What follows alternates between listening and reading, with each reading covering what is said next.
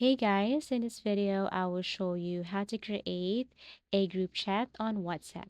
So first, log into your account, click this plus icon right here, and then you will see options like new group, new contact, new community. You have to click the new group here.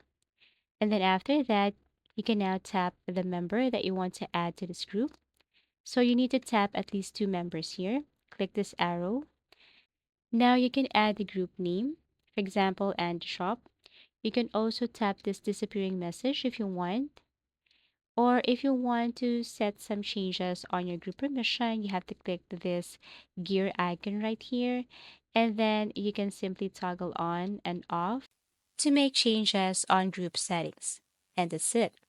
Now you can start sending message, adding files, sending videos, and also use this voice message to your group chat. Thanks for watching and see you again in our next video tutorials.